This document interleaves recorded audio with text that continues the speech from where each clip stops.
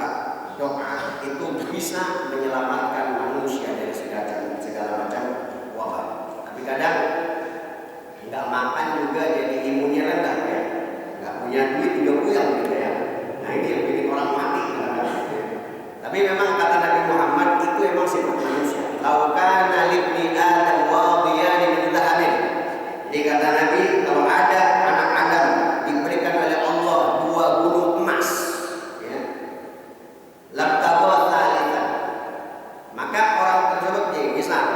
Pak Dede Yayan dikasih sama Allah 2 gunung emas. Pasti Pak Dede Yayan pasti labtawa kalitan. Pasti dia bakal minta yang ketiga, bener gak? Ya, dikasih mobil carry, pengennya nanti pinjam Innova. Ayo Pak Senia. Dikasih Senia, pengennya pinjam Innova. Dikasih pinjam Innova, pengennya Pajero. Dikasih Pajero, pengennya apa? Itu manusia. Ini udah digambarkan oleh baginda Nabi Muhammad Sallallahu Alaihi Wasallam. Yang lalu jauh min Adam illa turab. Jadi tidak ada yang bisa menghentikan keinginan manusia kecuali mati. Ya, jadi selamanya kalau belum mati dia nggak bakal berhenti keinginannya. Nah, itu sifat manusia. Jadi punya duit 1 juta itu pengen besoknya minta 10 juta. Dikasih 10 juta pengen naik lagi 100 juta dan seterusnya. Itu adalah sifat manusia. Tapi ada sebuah analogi. Ada satu cerita. Ini unik. Jadi ada seseorang buka kebun binatang. Dikasih tiket masuk kebun binatang, bayar 100.000. Banyak yang nggak masuk, mahal bayarnya. Diturunin 50.000, masih kagak ada yang masuk orang miskin. Diturunin 10.000, masih juga kagak ada yang masuk. Giliran terpampang tulisan masuk kebun binatang gratis, masuk nggak? Orang pada berbondong-bondong masuk. Setelah masuk ditutup itu gerbang kebun binatang, penjaga kebun binatang mengeluarkan singa, ngeluarin beruang, ngeluarin macan, dikeluarin semua binatang-binatang buas. Buat apa? Buat nyerang yang mengunjungi itu kebun binatang. Kemudian di pintu keluar tertulis keluar kebun binatang bayar 500.000. Kira-kira orang bakal rela nggak bayar 500.000 buat keluar kebun binatang? Logikanya gitu Pak. Paham maksud saya? Nah itu yang terjadi di kita. Jadi orang akan rela mengeluarkan duit 500.000 demi keluar dari kebun binatang.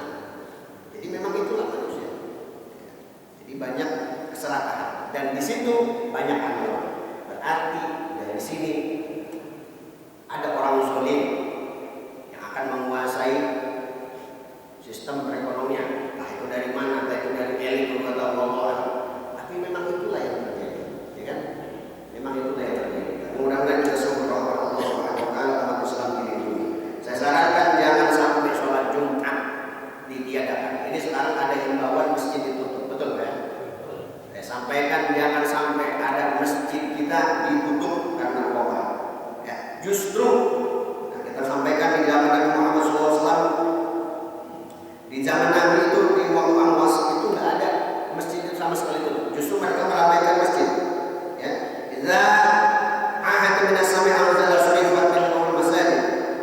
Jadi kalau apabila wabah turun, maka para sahabat zaman dahulu ini meramaikan memakmur fi amaratul masjid. Jadi mereka akan meramaikan masjid-masjid. Jadi kalau wabah turun itu masjid ramai di zaman Nabi Muhammad SAW. Kan idza qara'u min syai'in atal masjid. Jadi mereka para sahabat, para orang-orang di zaman Nabi Muhammad itu kalau ada terjadi wabah penyakit menular, itu mereka beramai-ramai datang ke masjid. Toh kenapa sekarang di dunia ini makin pusing? Liga Inggris ada, Euro berlangsung apa tidak? Berlangsung. Sekarang semalam Inggris ya main sama ya benar ya, kalah ya. Nah, itu Euro masuk final Spanyol Italia. Udah yang masuk semifinal. Ya ini Euro aja boleh, tapi kenapa masih tidak kan gitu? Nah, ini yang jadi pertanyaan. Justru di zaman dulu kehebatan orang yang tepat. Jadi ada satu hadis mengatakan kalau orang mati terkena wabah itu syahid. Man mata fil wabah wa huwa syahid. Apabila orang meninggal terkena wabah maka dia dalam kategori syahid. Yang syahid itu yang gimana kan gitu? Yang syahid itu orang yang apabila terjadi wabah hatinya memasrahkan diri kepada Allah. Saya kena ataupun tidak itu takdir dari Allah Subhanahu wa taala. Jadi kalau kita ditanamkan dalam hati kita Allah, Allah, Allah. Di zaman dulu ada salah satu ahli sufi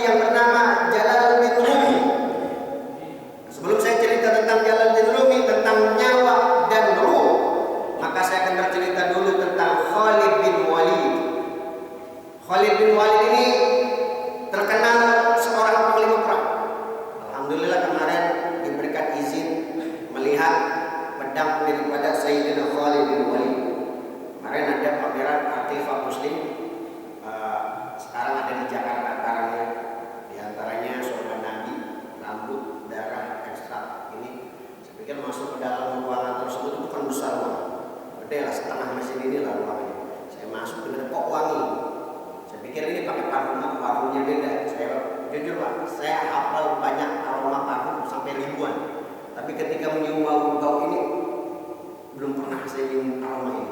Ternyata itu wangi dari sorban baginda Nabi Muhammad. Jadi nanti saya ceritakan ada beberapa kejadian aneh sampai termasuk orang yang diracun selamat. Termasuk juga Sayyidina Khalid bin Walid.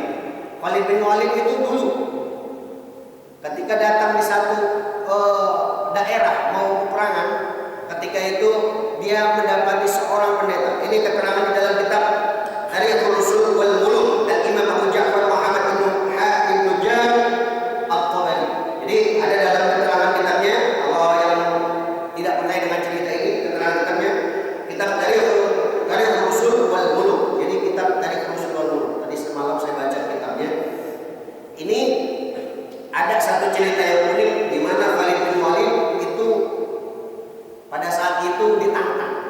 Ada datang seorang pendeta bilang, "Siapa panglima perangnya?" Kemudian Khalid bin Walid mengajukan tangan, "Saya panglima perang." "Anda Khalid bin Walid?" "Ya, betul." "Apakah betul Anda umat Islam?" "Betul." "Apakah betul ada nabi di sana di kota Mekah yang bernama Muhammad?" "Kalau memang agama Islam adalah agama yang benar, kalau memang Nabi Muhammad adalah utusan yang memang betul-betul punya mukjizat, tunjukkan kepada saya satu hal." Dan kebetulan si pendeta itu bawa racun yang sangat mematikan. Jadi menurut riwayat itu racun kalau diminum pada saat itu juga langsung meninggal dunia. Masya Allah. Ini racun itu kalau diminum pada saat itu meninggal dunia. Jadi pendeta itu menantang kepada Khalid bin Walid, "Khalid bin Walid, kalau kamu memang betul-betul umat Islam dan Allah menolong kamu, buktikan saat ini juga." "Apa itu?" "Racun." "Berikan kepada saya." Diambil sama Khalid bin Walid itu racun. Apa yang terjadi? Khalid bin Walid langsung meneguk, dilempar. Setelah diteguk, sebelum meneguk racun tersebut, apa yang dibaca Khalid bin Walid? "Bismillah, billahi rabbil ardi wa billahi rabbis sama, la yadurru ma'asmihi da." Kalau kita biasa baca di Latin, Bismillah la yadurru ma'asmihi syai'un fil ardi wa la bis sama wa sami'un. Sama maknanya sama. Cuma pada saat itu Khalid bin Walid membaca kalimatnya Bismillah billahi rabbil ardi billahi rabbis samai la yadurru ma'asmihi. Ada itu penyakit, racun. Ya Allah, dengan nama Allah, dengan nama Tuhannya bumi, Tuhannya langit, la yadurru ma'asmi, dengan namanya tidak akan ada yang memadharatkan atau membahayakan tubuhku sekalipun racun saya minum. Itu yang dilihat Khalid bin Walid. Bismillahi billahi rabbil ardi wa billahi rabbis sama, la yadurru ma'asmihi adda. Adda itu daun, yaitu penyakit ataupun racun. Kemudian diminum oleh Khalid bin Walid. Pada saat itu melihat racun tersebut tidak berefek apapun, justru Khalid bin Walid makin segar. Apa yang tercengang itu pendeta, Masya Allah. Akhirnya pada saat itu pendeta tersebut masuk Islam, mengikuti ajaran baginda Nabi Muhammad. Jadi racun aja nggak bisa meracuni. Kalau memang orang tersebut yakin, cuma habis dari sini jangan nyoba-nyoba. Mentang-mentang udah hafal Bismillahirrahmanirrahim, mana racun minum sama dia, mati Pak. Yang bacanya beda. Jadi keyakinan yang paling penting adalah keyakinan kepada Allah Subhanahu wa taala. Ya, itu yang pertama. Dulu juga ada salah satu ulama, seorang wali yang bernama Syekh Jalaluddin Rumi, ahli sufi. Kalau kita lihat tali-talian sufi itu adalah salah satu pencetusnya adalah Syekh Jalaluddin Rumi. Dimakamkan di Konya di Turki. Mudah-mudahan kita bisa ziarah ke sana. Sekarang murah Turki, kemarin kurang lebih 9 juta sudah kita bisa jalan-jalan ziarah Sultan Jalaluddin Rumi Istanbul. Jadi beberapa peninggalan Nabi di sana juga. Ini Sultan Syekh Jalaluddin Rumi ini pada saat itu datang ke salah satu halaqah. Jadi orang-orang lagi pada kumpul bahsul masail, tiba-tiba Jalaluddin Rumi bilang, ini lagi membahas apa? Jadi ada bahasan di situ, orang-orang lagi membahas apa yang membuat manusia hidup. Yang satu jawab ini, yang satu jawab pembuluh darah, yang satu jawab urat, yang satu jawab otak, yang satu jawab. Akhirnya disimpulkan semua yang membuat manusia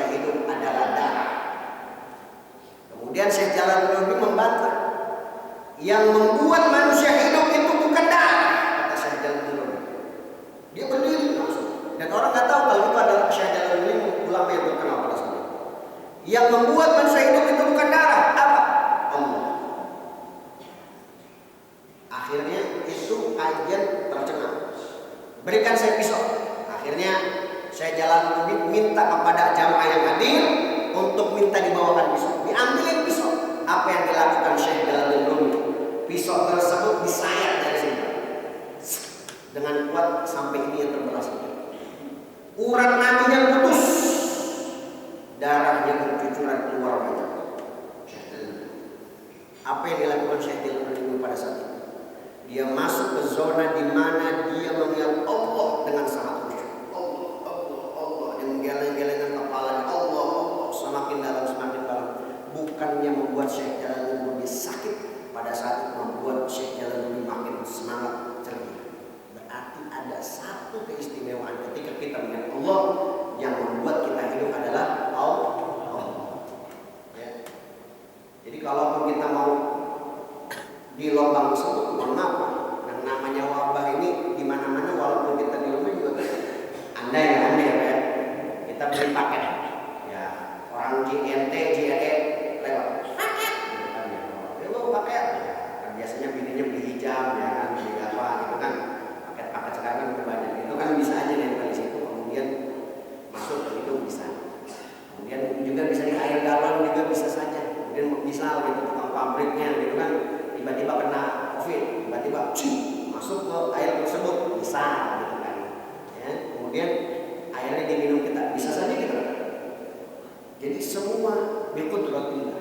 Jadi semua itu dengan takdir Allah Subhanahu wa taala. Jadi menurut, nah ini ada beberapa kitab, nanti kita insyaallah akan bahas sedikit. Jadi pohon itu dulu di zaman Nabi itu ada yang seperti corona itu, Amwas itu merenggut salah satu sahabat yang bernama Ubaidillah bin Jarrah, juga Zurah bin Hasanah, juga banyak para sahabat yang terkena pada saat itu. Jadi dan tokoh tersebut menurut Syekh Imam Al-Barjanji, ini tokoh tersebut, tokoh Amwas yang dimaksud oleh Imam Barjanji itu akan terus berulang setiap tahunnya dengan jenis yang berbeda. Kemarin flu burung, kemudian sebelumnya H1N1 itu, kemudian flu burung juga, ya, kemudian ada beberapa jenisnya. Ya, terus ambil milik dengan Amwas. Apa? Ini keterangan di dalam kitab Al-Isa'ah fi Isyratis Sa'ah. Jadi dalam kitabnya Al-Isa'ah fi Isyratis Sa'ah. Kemudian juga pendapat dari Imam Jalil As-Suyuti, ada sebuah marwahul ma'un fi akhbaril qaum. Kemudian ada juga pendapat dari ulama-ulama yang lain, yaitu kalau taun itu menyerang 3 organ. Jadi wabah itu menyerang 3 organ. Walaupun tidak diterangkan di dunia kedokteran mungkin ya, karena sebagian dokter menerangkan ini dan sebagian tidak. Tapi ini pendapat daripada ulama-ulama kita, taun itu menyerang 3 organ. Yang pertama limpa atau jantung. Pertama apa? Limpa atau jantung. Kemudian yang kedua paru-paru.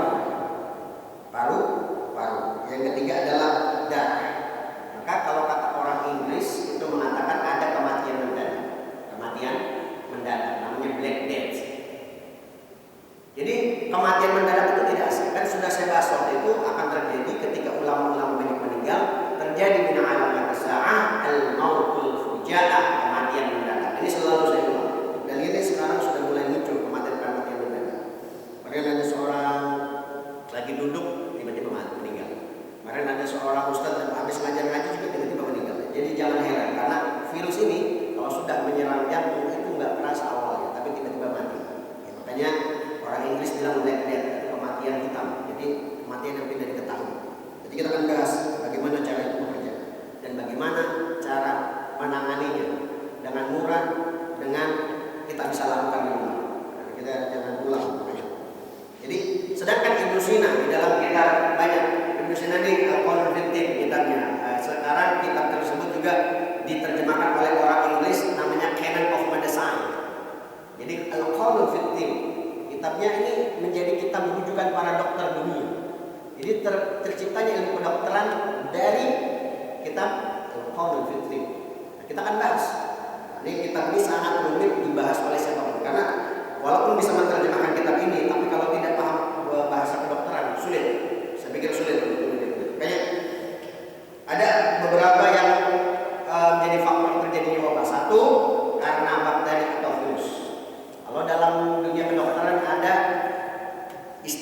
sepsis. Bapak tahu sepsis? Sepsis tahu? Hah? Enggak. Nah, kita kasih tahu. Sepsis itu kalau istilah kita sakaratul maut. Jadi kalau ada orang yang bikin sakarat, gitu. Dalam istilah sakaratul maut, kenapa dibilang sakaratul maut?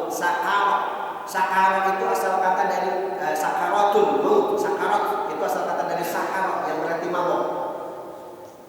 Ya. Jadi mabok menuju kematian. Jadi makanya kalau sekarang itu kayak orang mabok. Kenapa itu terjadi? Dalam ilmu medis namanya sepsis. Apa sepsis?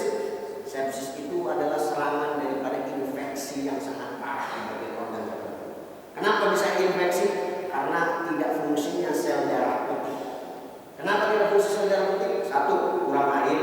Kedua, tidak adanya antibiotik yang masuk melalui kan antibiotik banyak. Kayak kentang itu punya kandungan antibiotik. Kemudian ada beberapa buah-buahan juga ada sebagian mengandung antibiotik. Sayuran juga, habatus soda juga kandungan antibiotik. Madu juga kandungan antibiotik. Itu ada beberapa. Jadi sebetulnya ada beberapa antibiotik yang alami yang bisa kita makan. Karena makanya kalau orang infeksi itu pasti demam. Nah makanya ketika terjadinya corona, humal corona. Jadi demam corona. Makanya istilah dalam ulama tersebut humal corona, demam corona.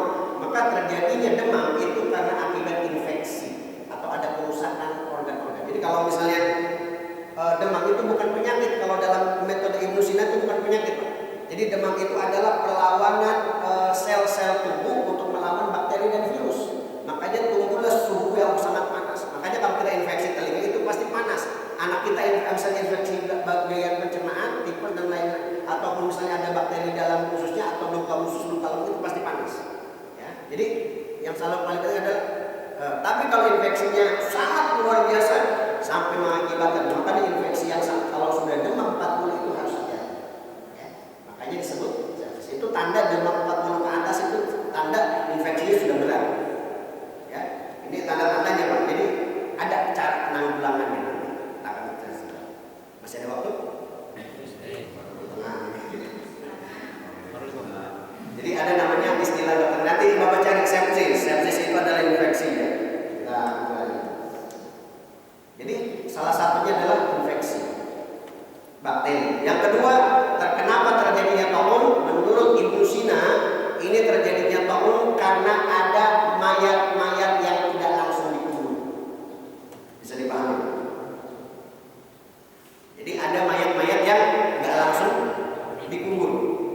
Jadi mayat yang mati itu tidak langsung dikubur, itu bisa mengakibatkan virus-virus baru. Nah, di zaman Nabi pada saat itu terjadinya Amwas, itu sebelum keluar ada namanya perang Jalulah. Jadi sebelum terjadinya Amwas di zaman Umar bin Khattab itu ada namanya perang Jalulah. Perang Jalulah ini menewaskan 250.000 orang. Bayangin Pak, 250.000 orang itu dikuburnya bingung. Benar gak Pak? 250.000. 1.000 aja udah kewalahan orang kubur. Ini 250.000 orang tewas. Akhirnya banyak mayat bergelepakan. Akhirnya timbullah bakteri mengakibatkan wabah besar-besaran pada saat itu yang disebut Amwas. Jadi ada kalau mayat itu dibiarin kalau makanya dalam Islam salah satu yang harus diburu-buru adalah takjil adalah atau diburu-buru untuk dieksekusi adalah diantaranya adalah kalau ada orang meninggal itu langsung dikuburkan. Makanya itu anjuran, jangan terlalu lama karena itu bisa mengakibatkan bakteri atau virus dalam ilmu kedokteran. Ini kemudian mendapat Ibnu Hajar Al-Asqalani dalam Kitabul Ma'mun fi Fadhailil Qaum. Saya bingung kitab ini.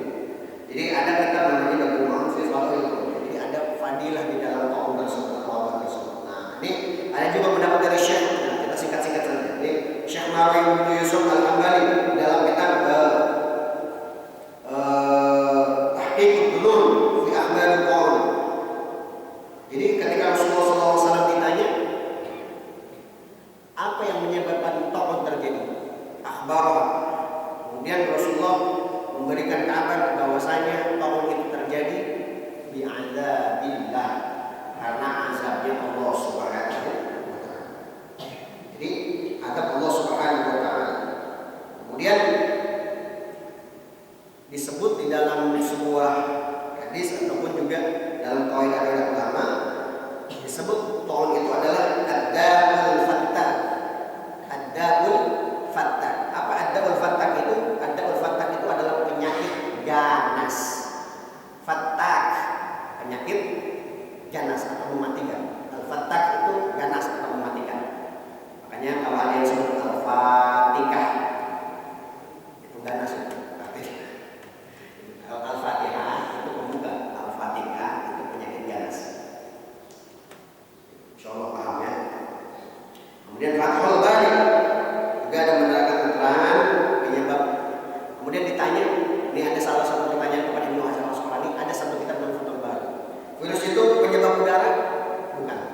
kata Syekh Ibnu Hajar Al-Asqalani bukan.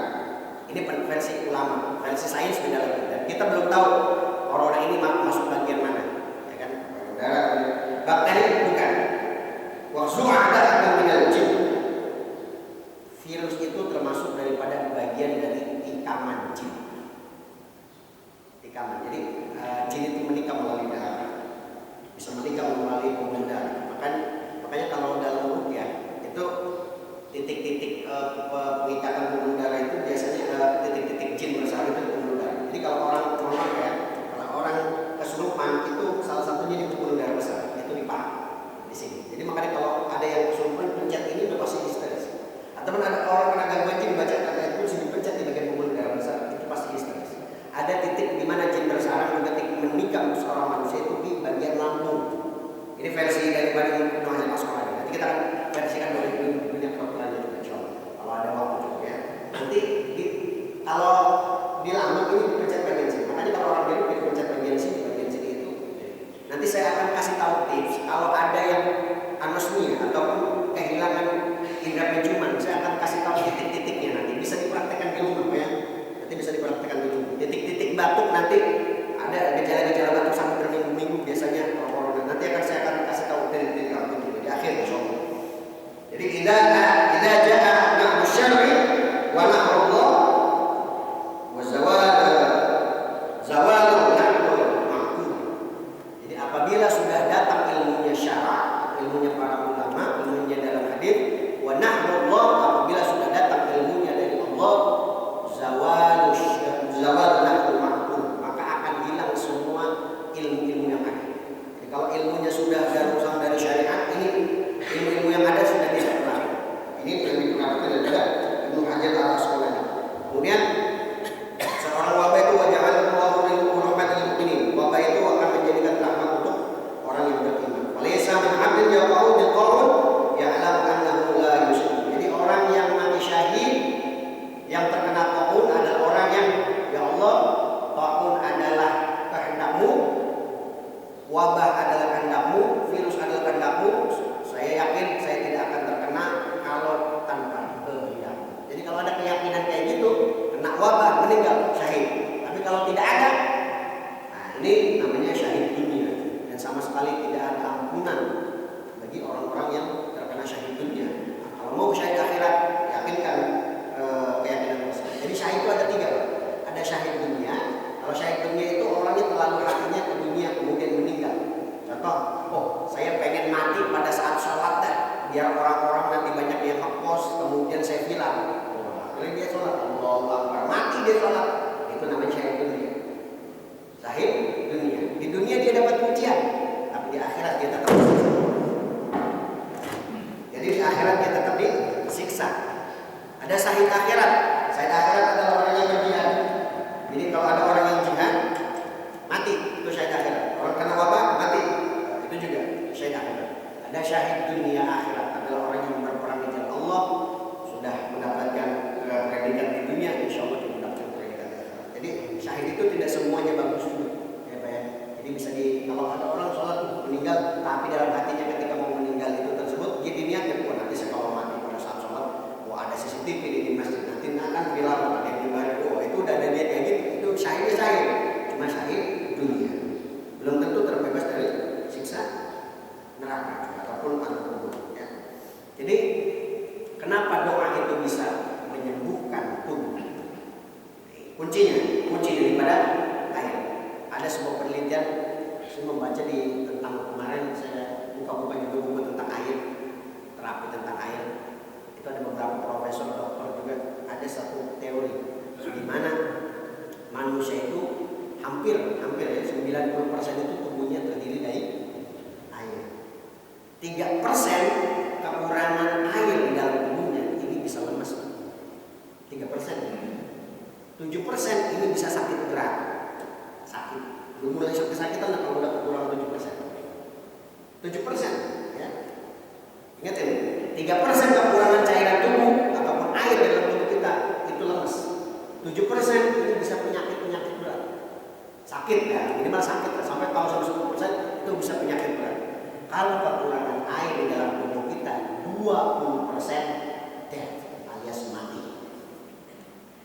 Makanya dalam Al-Quran, wa ja'alna minal ma'i kulla syai'in hayy. Kami jadikan air, dari air itu sesuatu yang hidup. Manusia bisa hidup dari air. Itu sudah jelas kita hidup faktor air. Penelitian dari siapa? Dari beberapa dokter dan profesor. Ya. Ini kalau orang kekurangan air 20% mati, serius mati. Makanya kapasitas air itu yang kita minum berapa? 1,5 liter minimal atau 2 liter. Itu salah. Teorinya salah. Mau tahu apa teorinya? Manusia itu beda-beda. Pak Dede, berat badan berapa Pak Dede? Berat badan berapa? 59-an. Hah? 59. Berapa? 59. 59. Yang bubuk siapa ini? Berapa Pak? Ya. Berapa? Berat badan. Berat badan. 70. Hah? 65. Berarti kapasitas yang dibutuhkan air Pak Dede dengan Pak ini beda. Cara ngumpulin mana?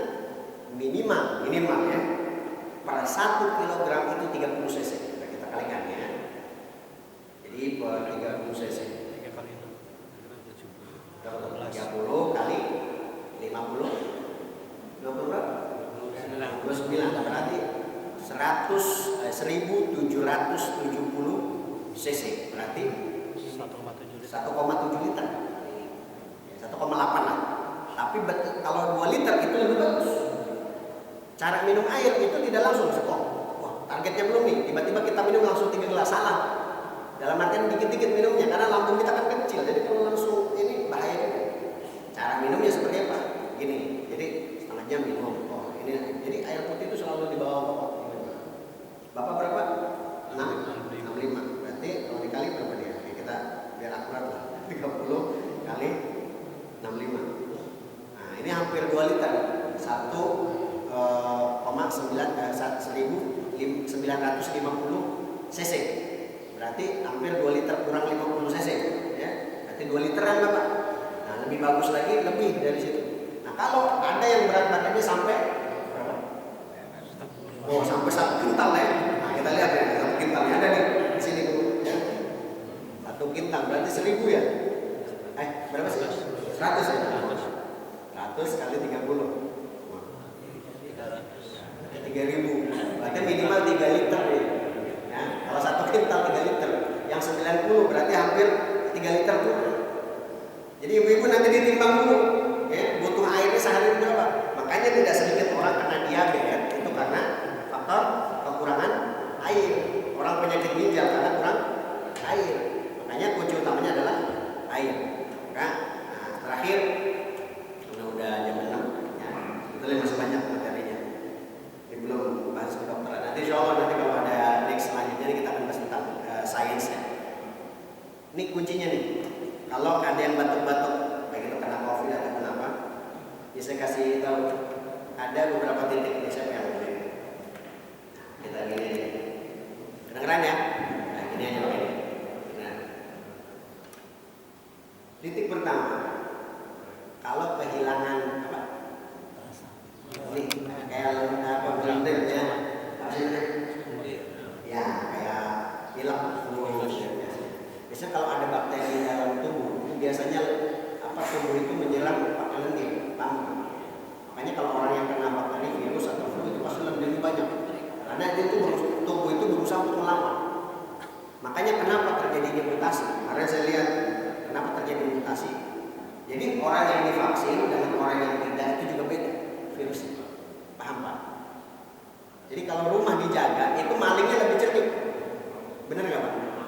Jadi karena misal virus masuk, gagal dia masuk lagi, gagal lagi, masuk lagi, gagal lagi, kayak gitu.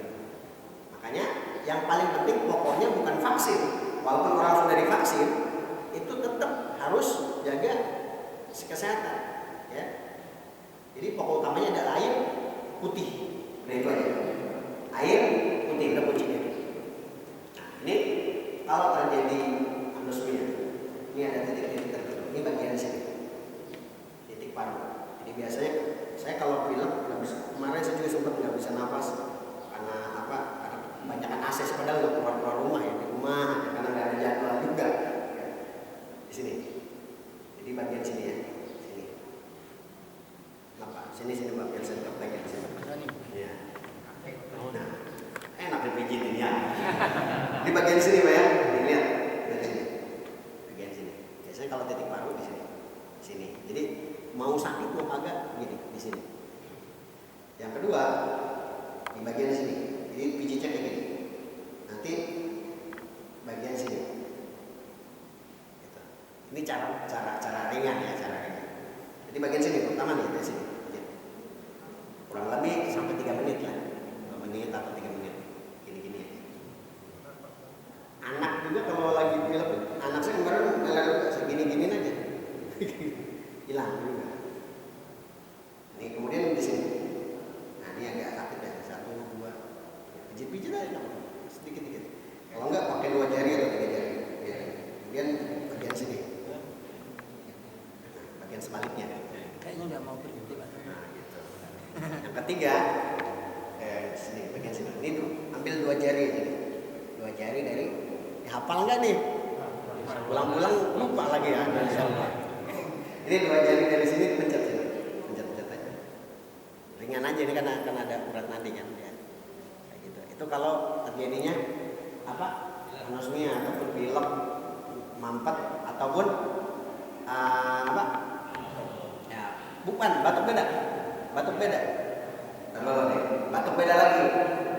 Nih, kalau batuk biasanya kan ada gejala batuk sampai 2 minggu. Kemarin ada orang cerita, Ustaz, ini saya 2 minggu nggak batuk-batuk kok tumben, saya nggak pernah batuk padahal. Saya kirim video cara-caranya sembuh juga. Yang penting air putih ya. Ngapain Pak? Ini batuk nih gini.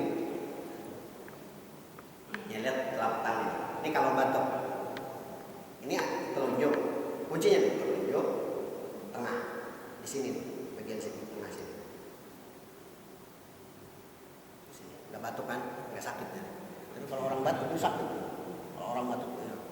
Diginiin aja udah sakit. Bagian sini. Ya. Batuk.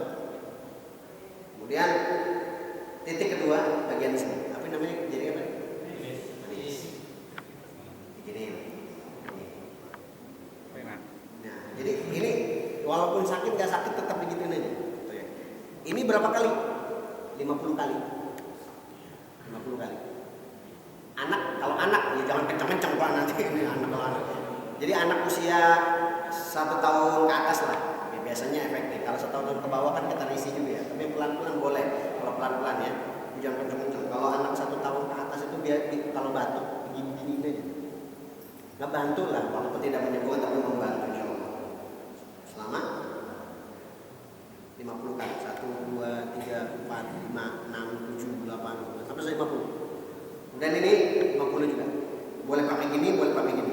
Terserah. 1, 2, 3, 4, 5, 6, 7, 8 sampai 50. Titik yang ketiga terakhir.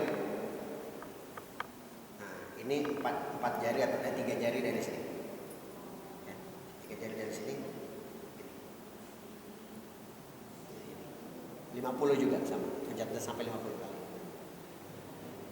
Jadi jangan mencetin 1, 2 kayak orang gila ya. Hati-hati. Ya, kurang lebih ya 3 menitan lah. 3 menit sampai 5 menit biasanya. Gini. Nah, anak batuk itu insya Allah pakai gini insya Allah. Ya sarannya pakai air jahe juga boleh. Masih kurang. Oh ya udah dong. Dari rumah. Masih. Itu ya.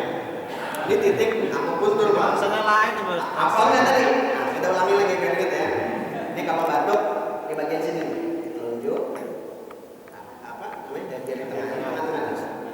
Kan ada huruf M tuh ya. Ini kan ada sela-sela huruf M-nya di situ. Kayak huruf M kan di situ. Nah ada sela-sela yang nggak ada garisnya di sini. Hah? Kiri kanan sama. Jadi kalau biasanya kan kita kiri kanan kalau bisa. Karena kita nggak tahu kan paru kiri atau paru kanan itu yang bermasalah. Biasanya kalau orang COVID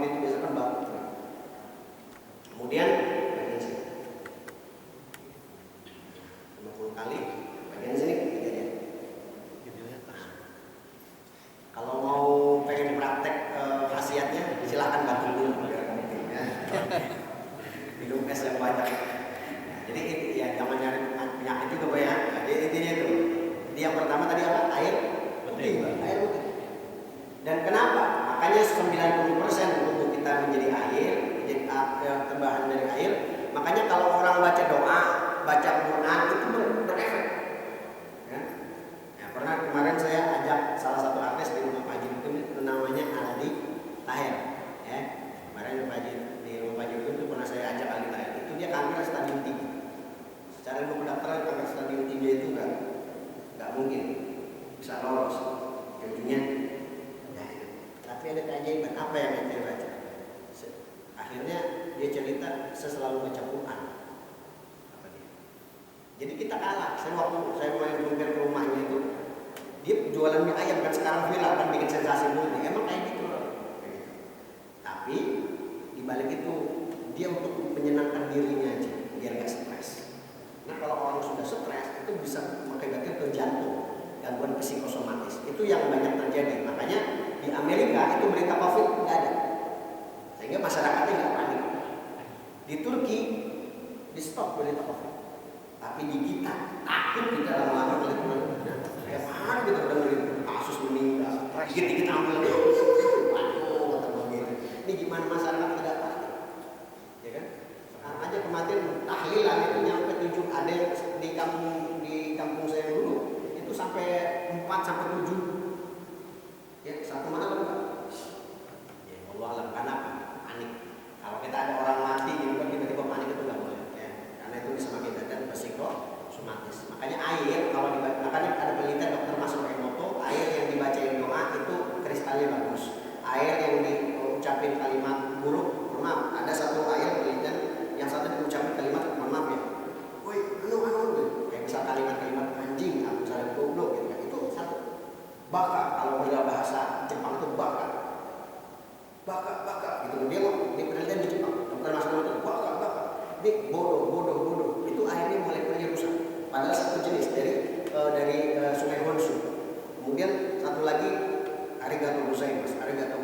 Satu lagi ini lafaz zikir. Dicoba lafaz zikir termasuk molekul air zam-zam dan air yang dibacakan zikir itu beda.